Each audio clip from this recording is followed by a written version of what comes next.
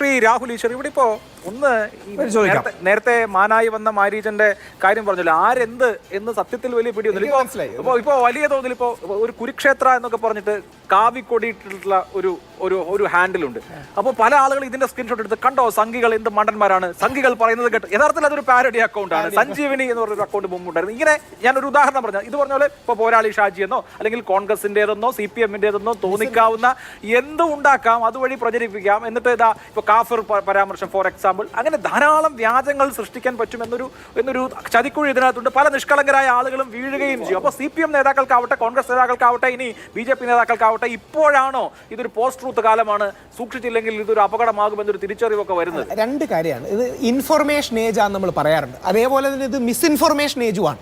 Information age എന്ന് പറയുമ്പോൾ മിസ്ഇൻഫർമേഷനും ആകും. ഇൻഫർമേഷനും ഇന്റർപ്രിട്ടേഷനും സ്ഥിരം വരും. അപ്പം നമുക്കെല്ലാം ഈ കോൺസ്പിറസി തിയറി ഉണ്ട്. ഈ ചർച്ചയിൽ ഉരുത്തിരിഞ്ഞൊരു കോൺസ്പിറസി തിയറി ഞാൻ പറയാം. അതായത് മാതൃഭൂമി എന്ന വലതുപക്ഷ ചാനലിലെ അഭിലാഷ് എന്ന ചുവന്ന ഡ്രസ് ഇട്ട് താൻ ലിബറലാണ്, മതേതരനാണെന്ന് തെറ്റിദ്ധരിപ്പിക്കുന്ന വ്യക്തി മനഃപൂർവ്വം CPM-നെ ആക്രമിക്കാനും ക്രൂശിലേറ്റാനും വേണ്ടിയാണ് ഈ ചർച്ച നടത്തുന്നത് എന്നൊരു കോൺസ്പിറസി തിയറി ഉണ്ടാക്കിയാൽ നമുക്കത് വേണമെങ്കിൽ അങ്ങനെ പറയാം. പക്ഷെ അങ്ങനെയല്ല. എനിക്ക് തോന്നുന്നു ശ്രീ MV ജയരാജന്റെ പോസിറ്റീവായിട്ട് എടുത്താൽ എല്ലാ പാർട്ടികളും ഒരു സെൽഫ് ക്രിട്ടിക്കലായി നോക്കണം. നമുക്കെല്ലാം വലതുപക്ഷ ചാനലൊന്നും അല്ല അറിയാം. ഞാൻ പറഞ്ഞു, എനിക്കറിയാം. ഞാൻ വിചാരിക്കായിരുന്നു മാതൃഭൂമിയെ വലതുപക്ഷ ചാനൽ എന്ന് വെച്ചാൽ എന്നെയൊക്കെ എന്ത് വിളിക്കുമെന്ന്, അതായത് എന്നെയൊക്കെ എന്ത് വിളിക്കുമെന്ന് ഞാൻ വിചാരിക്കായിരുന്നു. അപ്പോൾ ഒരുപാട് പേർക്ക് നമ്മുടെ മാതൃഭൂമിയാണെങ്കിലും മനോരമയാണെങ്കിലും ഇന്ത്യ ടുഡേ ഒരു സെൻട്രസ്റ്റ് സ്പേസിലൊക്കെ നിൽക്കുന്ന ഒരുപാട് ചാനൽ നമ്മുടെ നാട്ടിലുണ്ട്. അങ്ങനെ തന്നെ വേണം താൻ. പക്ഷേ പ്രശ്നമൊന്നും അല്ലെങ്കിൽ എല്ലാവർക്കും അവരുടേതായ താല്പര്യങ്ങൾ കാണും, പക്ഷം കാണും. പക്ഷേ എന്നാലും ഒരു ഒബ്ജക്റ്റീവ്, നിഷ്പക്ഷമല്ല, ഒബ്ജക്റ്റീവ് സ്പേസ് നിൽക്കണം എല്ലാ ചാനലുകളും എന്ന് വിശ്വസിക്കുന്ന ഒരു വ്യക്തിയാണ് ഞാൻ. അങ്ങനെ തന്നെ ആവണം. അപ്പോൾ എന്താ പ്രശ്നം എന്ന് പറഞ്ഞാൽ, നമുക്ക് സെൽഫ് ക്രിട്ടിക്കലായി ഇത് കാണാൻ കഴിഞ്ഞാൽ ശ്രീ MV ജയരാജൻ ഉയർത്തിവിട്ട ആശയം നല്ലതാണ്. ഇപ്പം ഞാൻ ഞങ്ങളുടെ വലതുപക്ഷത്ത് നിന്ന് രസകരമായ ഒരു കാര്യം പറയാം.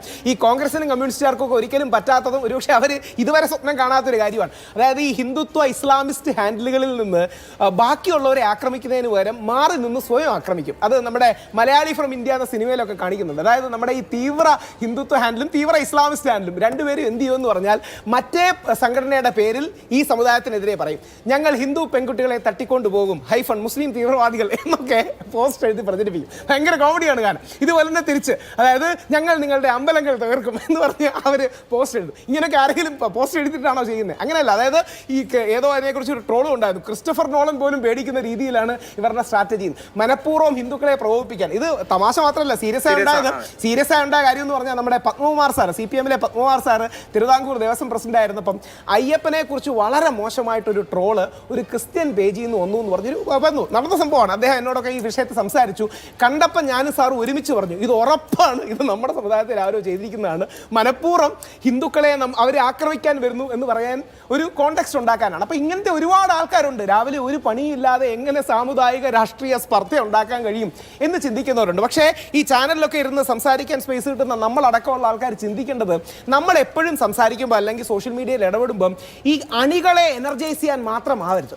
എപ്പോഴും നമ്മുടെ ഉദ്ദേശം എന്താ? എതിർപക്ഷത്തെ ആരെങ്കിലും എയറിൽ കയറ്റണം. ഞാനിപ്പോൾ ഈ ചർച്ചയ്ക്ക് നേരെ വന്ന് MV ജയരാജനെ നേരെ ആക്രമിച്ച് MV ജയരാജനെ എയറിൽ നിർത്തി എന്ന് പറയുന്ന രണ്ട് സാധനം ഉണ്ടെങ്കിൽ ആൾക്കാർക്ക് ഇഷ്ടമാണ് ഷെയർ ചെയ്യാൻ. ആത്യന്തികമായി ഷെയറും ലൈക്കിനും വേണ്ടി മാത്രം നമ്മുടെ രാഷ്ട്രീയ പ്രബുദ്ധത യൂസ് ചെയ്യരുത്. ചിലപ്പോൾ അങ്ങനെ വേണ്ടി വരും. ഓട്ടോമാറ്റിക്കലി ചില കാര്യങ്ങൾ പറയും. നേരത്തെ ശ്രീ രാജു പി നായർ 30 സെക്കൻഡ് ചോദിച്ചു. അങ്ങനെ അഭിലാഷിനോട് ഞാൻ ചോദിച്ചത് കാരണമാണ് ശബരിമല പ്രക്ഷോഭത്തിൽ ഇത്ര ആളെ കൂട്ടാൻ കഴിഞ്ഞത്. അതൊരു വലിയ ഓളമായിട്ട് മാറി. അപ്പം നാച്ചുറലി വരുന്നത് വരാം. കുറേയൊക്കെ പ്ലേയിങ് ഫോർ ദി ഗാലറി ആവും. അതിനൊന്നും തെറ്റില്ല. കാരണം നമ്മുടെ അണികളെയോ നമുക്ക് താല്പര്യമുള്ളവരെ എനർജൈസ് ചെയ്യാൻ നിർത്തണം. പക്ഷേ അതിനുവേണ്ടി മാത്രം ആവരുത്. ഒരുപാട് പേര് എനിക്ക് പേഴ്സണലി അറിയാം, അവർ ഈ പഞ്ച് ഡയലോഗ് പഠിച്ചുകൊണ്ട് പോകും. എന്നിട്ട് ആ പഞ്ച് ഡയലോഗ് 2-3 പ്രാവശ്യം പറയും. എന്തിനാ ആഗ്രഹം എന്നറിയാമോ? ചാനൽ ചർച്ചക്കാർ അത് വെട്ടിയിടണം. അത് വെട്ടിയിടുമ്പോൾ ഈസി ആയിട്ട് ഷെയർ ചെയ്യാം. അത് സ്വന്തമായിട്ടും വെട്ടിയിടുന്നുണ്ടല്ലോ. അതുകൊണ്ട് സ്വന്തമായിട്ടും വെട്ടിയിടുന്നുണ്ട്.